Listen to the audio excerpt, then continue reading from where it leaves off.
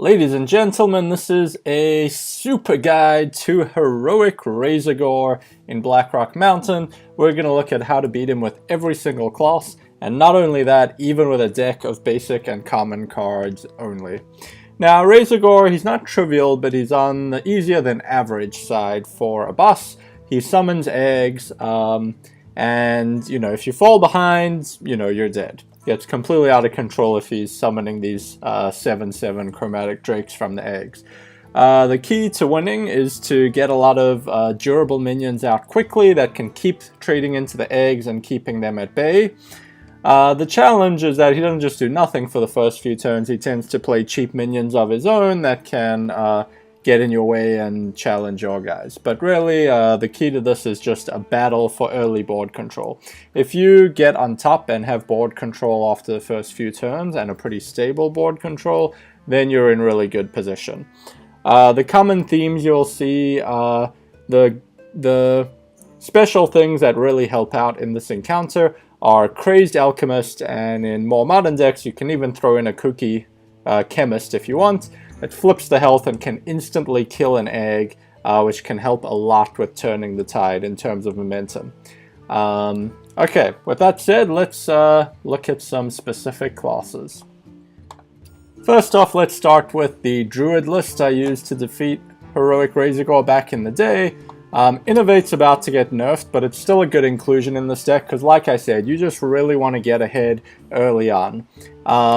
Now, if you can use Innovate to get out even more minions early on, that can really help you take advantage. I could see it working if nowadays you throw in Mark of the Lotus. But we do have Power of the Wild to buff stuff. We have the Crazed Alchemist like we talked about. Zombie Chow is a great, powerful 1-drop that can trade with things effectively. Horned Creeper, even when it dies, leaves you more 1/1s to be charging into eggs and other things.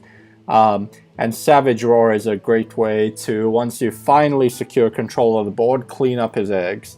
Originally we did run one Force of Nature, which has since been nerfed, so you can't use it for its charge potential. You'd probably take that out nowadays. Other than that, you just have good value minions, Keeper of the Grove to silence an egg. It's been nerfed a little, but probably still a good inclusion. You can also deal 2 damage to finish something off. 1 Poison Seeds, as sort of an answer, the same as the big game hunters are in there. If one of the eggs does happen to pop, you fall a little bit behind and need to let one pop. It gives you an opportunity to clean up the big 7/7.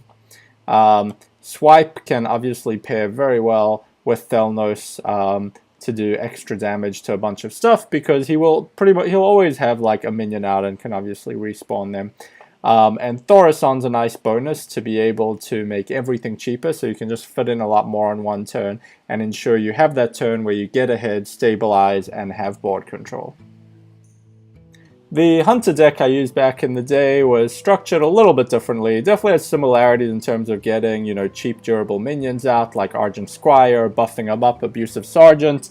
But Unleash is a great addition in Hunter, and with Hunter you have a bunch of secrets that can help, like Explosive Trap and Snake Trap, to give you more ability to clean up his eggs and minions, and Mad Scientist obviously to cheat them out.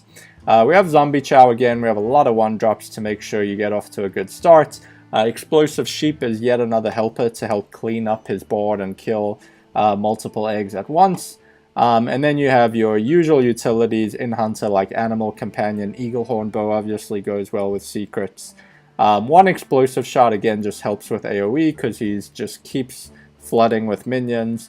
A Belch is good value. High Mains for even more value. And Gazrillo, once you have stabilized, helps accelerate finishing off the game because he does build up quite a bit of armor. Foe Reaper, another very good addition to be able to kill multiple things at once. And 1 big game hunter again, in case one of his eggs does pop, gives you a bit of cleanup potential. In the case of Mage, I used Mech Mage at the time, but made slightly even more aggressive with things like Abusive Sergeant and Mana Worm to make sure you have that early 1-drop to be able to start snowballing from there.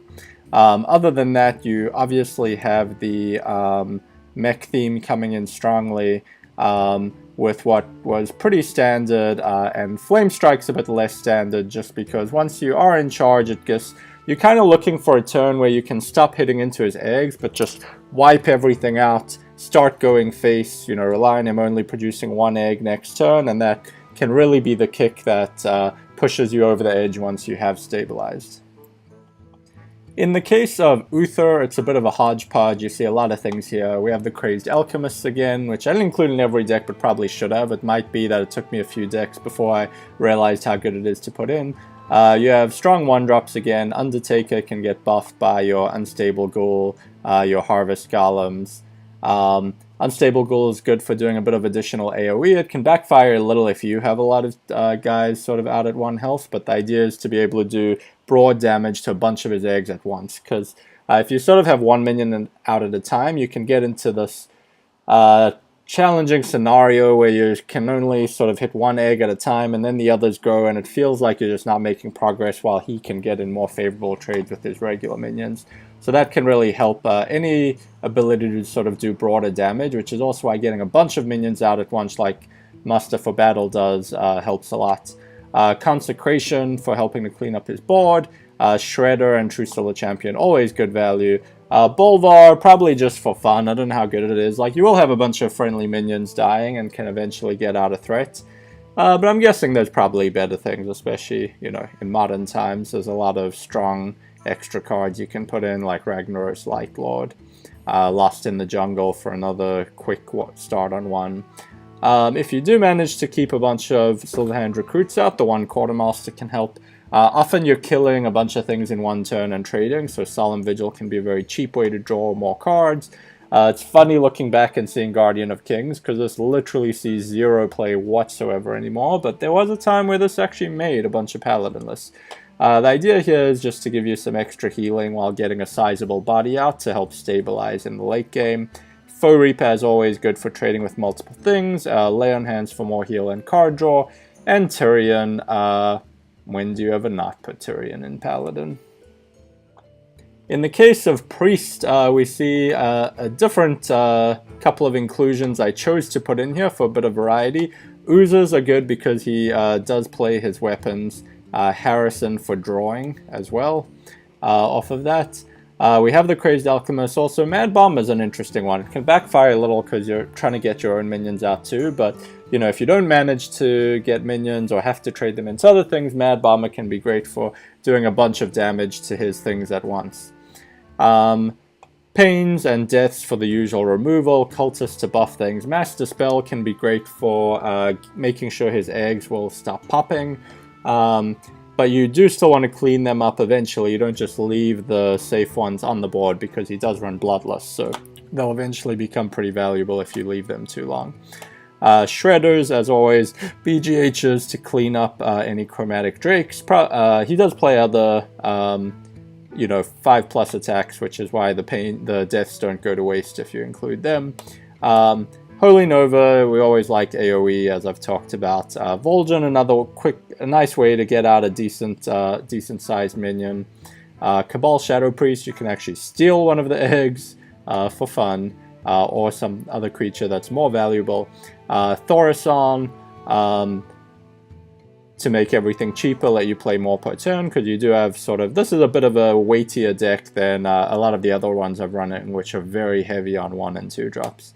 And the rest we've talked about, and boom, for good measure. Now we're going to transition into the decks I used in more modern times, where we can add a lot of strong extra stuff. So in the case of Rogue, we have a ton of 1-drops. Just look at this curve. Half the deck is 1-drops. We have the Pirate package. Pit Snake's a good little inclusion to be able to insta-kill eggs with 1 hit for a 1-drop. Excuse me. Cold Blood to buff something that can keep taking things out. SI7, especially to combo with all these cheap things to do 2 damage, get a 3-drop out. And then we also have the Crazed Alchemist like usual. So you're pretty much guaranteed to get off to a very good start. Then in terms of late game, you just sort of keep staying ahead with that. It might not have finishing power to win you the game, but the idea is to draw you to your Blade of Cthulhu's, which will take out his big guys and add to your Cthulhu Disciple of Cthulhu's help do a bit of damage and buff him up as well. Your Valspines can help clean up stuff. Again, you will have a lot of activators with your 0 and 1 drops.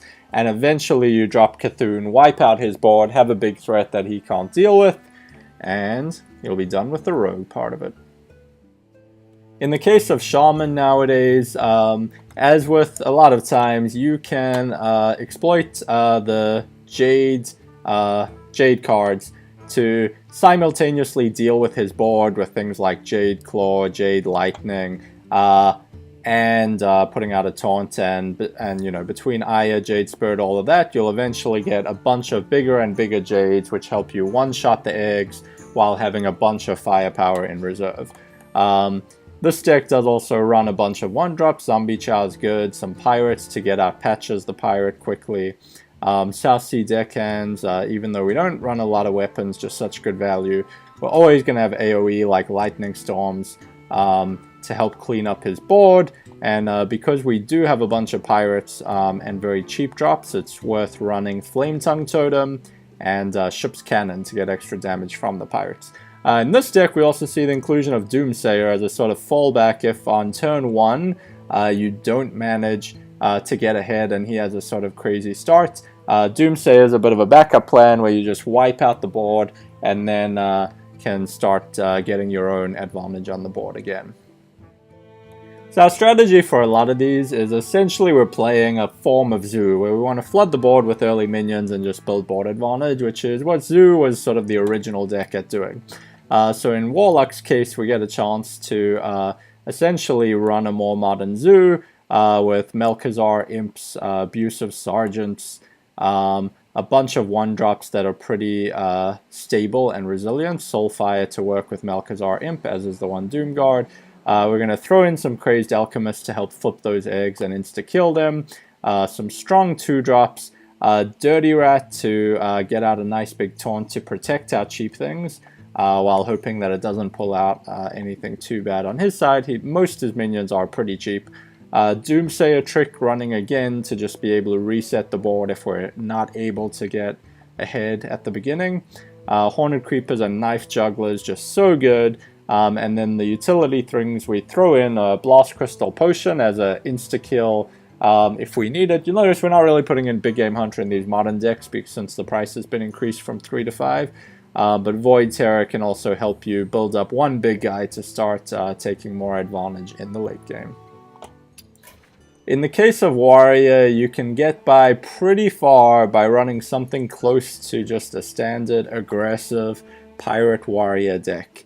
This is close to Pirate Warrior in Wild. We have the ship's cannons, we have weapons. The differences are, you know, obviously patches to get out from all these pirates, and you can keep buffing your weapons with upgrade, Bloodsail Cultist, etc.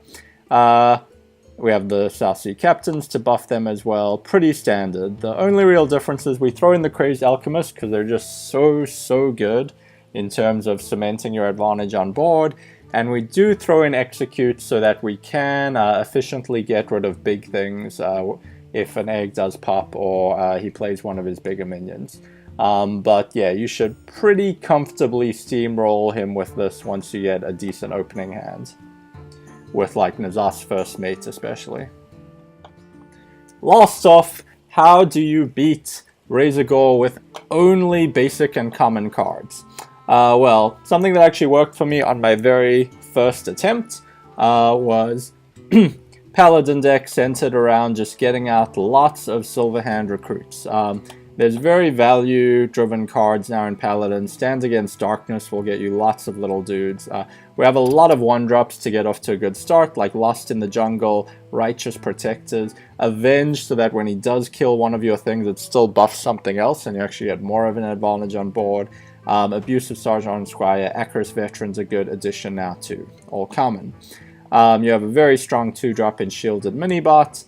Acolyte of Pain for draw, so that you can get more reliably to your 2 more cards, just because it is easy to run out. It's sort of the one drawback with this approach.